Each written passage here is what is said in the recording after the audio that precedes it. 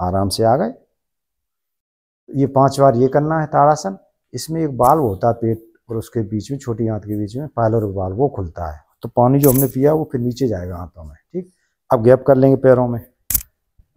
फिर ये बताया गया तिर्यक ताड़ासन। तिर्यक ताड़ासन, इतना गैप रहेगा, पैर सीधे रहेंगे, जितना जा सकते हो उतना जाओ, जबरदस्ती नहीं करना कोई आसन। ठीक, और फिर सांस छोड़ते हुए यहाँ आ गए वापस, फिर दूसरी तरफ जाना है। यह है तिर्यक ताड़ासन। वो लोग इन्हीं आसनों से अपनों को स्वस्थ रखते थे। ठीक है, तिर्यक ताड़ासन हो गया। तीसरा है कटचक्रासन। इसी तरह से रहेगा इतना गैप, ये हाथ इस तरह से रख लो, एक पीछे, और जिधर हाथ ये रखा है उधर की तरफ से मुड़ के दूसरी एड़ी देखेंगे, ये देखी, इसको देखेंगे बस, फिर आ जाएंगे वापस। फिर इस तरह से करेंगे। ये 5-5 बार करने हैं। ठीक है,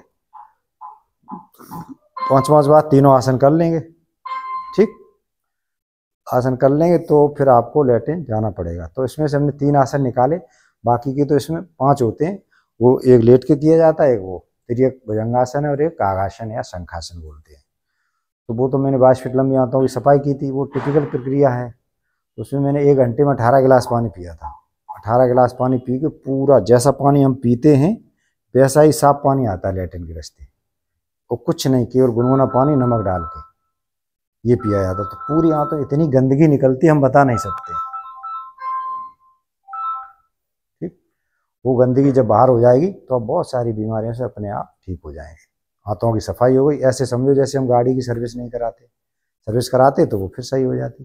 तो ये पूरे शरीर की सर्विस हो गई। फिर उसके बाद ग्रीसिंग करते हैं, तो उसमें खिचड़ी विचड़ी खाई जाती है घी डाल के, तो जो उसमें क्या नाम लेयर होती है, जो चिकनाहट होती है शरीर के अंदर, वो निकल जाती है, तो वो फिर दोबारा से सही होती है। फिर थोड़ा 10-15 दिन परहेज किया जाता है, फिर हम लोग नॉर्मल हो जाते हैं। बहुत सारी बीमारियां इस एक उससे हो जाती है। तो गुरु गोरखनाथ जी ने इस पर काफ़ी वर्क किया था, इन 60 कर्मों पर। ठीक, इसी तरह से इस हिस्से की बीमारियां हैं तो जलनेती है।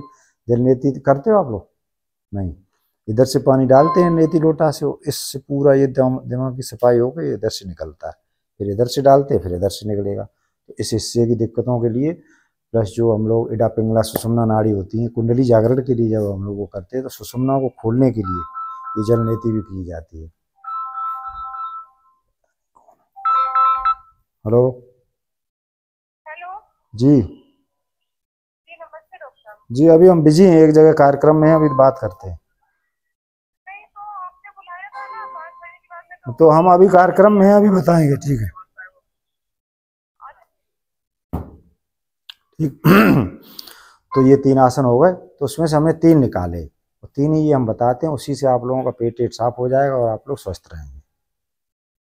ठीक, तो ये वही आसनों की बात। अब प्राणायाम बता देते। प्राणायाम अभी बताए हैं, लेकिन हमने 2-3 ही प्राणायाम दिए, उसमें ज़्यादा नहीं बताएंगे। एक तो आप कपालभाति कर लो, अब फिर हम यम नियम बता रहे बस। कपालभाति प्राणायाम से क्या होता है कि कपालों की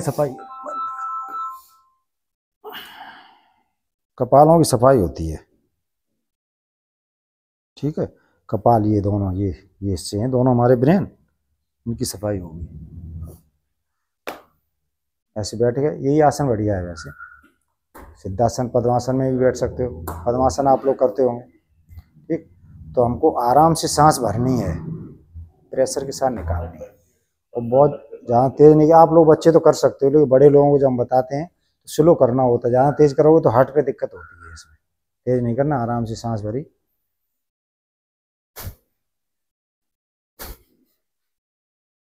आराम से भरेंगे और निकाल लेंगे। तो एक तो फेफड़ों की क्षमता बढ़ेगी इससे, फेफड़ों में हमारी सांस जा रही है, ऑक्सीजन बहुत ज़्यादा मात्रा में, उस ऑक्सीजन की ज़रूरत हमारे डाइजेशन वगैरह में पड़ती है। अंदर जो सेल्स के अंदर ऑक्सीडेशन होता है, तो वहाँ ज़रूरत पड़ेगी। तो वो जितनी अच्छी जिसके पास ऑक्सीजन होगी उतना वो स्वस्थ रहेगा। ठीक, इनकी भी सफाई होगी। ठीक, कपालों की, तो ये सुषुम्ना नाड़ी भी जागृत हो जाएगी। ये कुंडली जागृत लिखा है, ये कुंडली जागरण की ये सब क्रियाएं हैं। तो ये बहुत ज़्यादा जब कोई कर लेगा तभी कुंडली जागृत होती है, हमें उसमें नहीं जाना है। कुंडली जागृत ये वैसे टिपिकल प्रक्रिया है। ठीक है, तो कपालभाति हो गया, इस तरह से कर लेंगे। 20-20 बार कर लो बस, मन में गिनती की जाती है, 1 2 3 आंख बंद करके, ठीक। उसमें बताएगा फिर अनुलोम विलोम या नाड़ी शोधन। अनुलोम विलोम में क्या करते हैं आप लोग, कैसे करते हो जरा बताओ, फिर हम बताएं तरीका।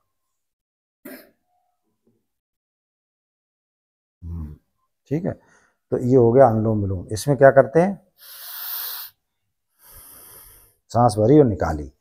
अब हम करेंगे कुंभक के साथ, नाड़ियों का शोधन करना। जो 72,000 नाड़ियां हैं, ये इडा नाड़ी है, ये पिंगला, तो यहाँ सुषुम्ना होती है। तो इडा पिंगला से जब प्रैक्टिस करेंगे तो सुषुम्ना जागृत होगी, और जिसकी सुषुम्ना जागृत होने लगेगी तो उसको आगे की चीज़ों का आभास होने लगता है, आगे अब क्या होने वाला है, तो वो हम जगा सकते हैं।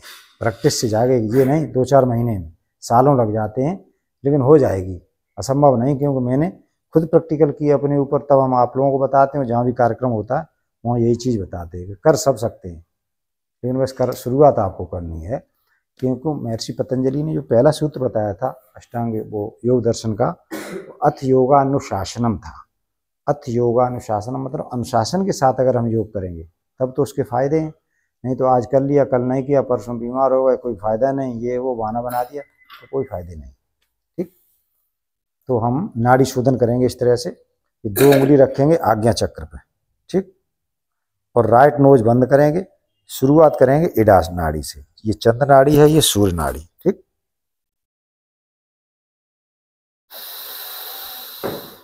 सांस जितनी देर हम भरेंगे उतनी देर रोकेंगे भी, ठीक, उतनी देर रोकना भी है,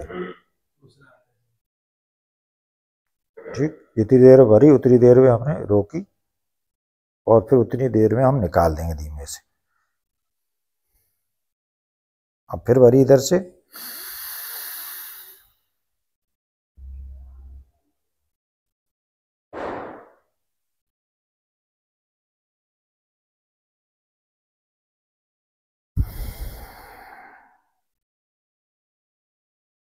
ये आप 20 बार कर लो, बस बहुत है। शुरुआत करोगे 10-10 बार से, धीमे धीमे बढ़ाएंगे, पर्याप्त है। बच्चे हो आप लोग कर सकते हो, बड़ों के लिए हम 10 ही बार बताते हैं, ठीक। तो इसको लेफ्ट से शुरुआत करेंगे, फिर राइट से निकालेंगे, राइट से लेंगे, फिर इधर। अभी रेशियो यही रहेगा, लेकिन हम तो